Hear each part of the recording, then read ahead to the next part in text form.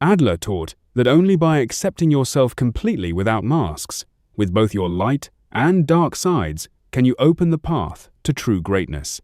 You do not need to become someone else. You need to free yourself from the lie that made you believe you will never be good enough. Once you begin to see the scale of this inner transformation, the next step becomes necessary.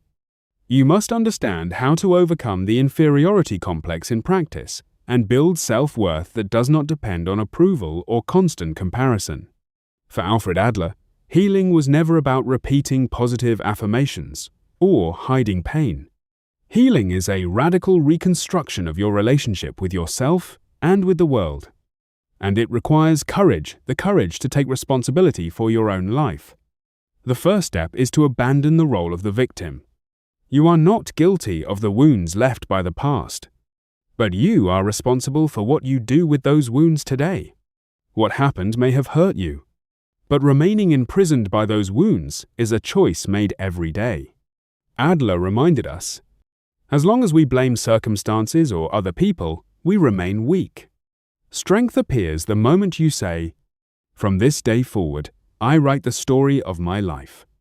The second step is to stop building your identity through comparison with others. The inferiority complex thrives on comparison. It forces you to look around and constantly feel less than others. Healing begins the moment you refuse to participate in that destructive game. Your task is not to surpass others. Your task is to become whole on your own path. There is no universal standard you must live up to. But Adler also spoke about another principle, one that changes everything. And that is what we explore in Part 2. Adler's third revolutionary principle is social connection. He believed that overcoming the inferiority complex does not happen in isolation, but through genuine relationships with others.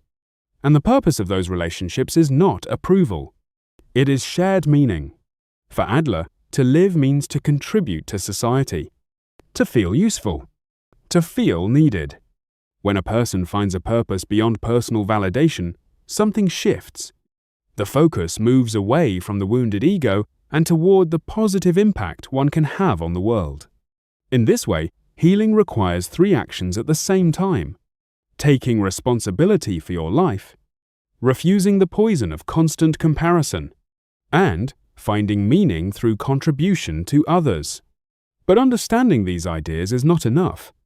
Real transformation requires breaking with the old version of yourself. It requires the courage to face emptiness and to rebuild your identity on a stronger foundation.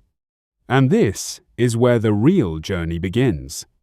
No one will come to rescue you from the prison you built for yourself. No achievement and no praise can fill the emptiness created by believing you are not enough.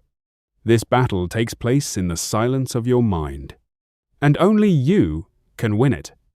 You may have been taught to doubt yourself. You may have been taught to diminish yourself. But everything that was learned can be unlearned. Everything imposed on you can be rejected. The pain you carry is not proof of weakness. It is proof that you survived pressure meant to break you. Adler's legacy is not just a psychological theory. It is a map toward inner freedom. But a map alone is not enough. You must begin the journey. And sometimes that means walking directly toward discomfort and rebuilding yourself, brick by brick.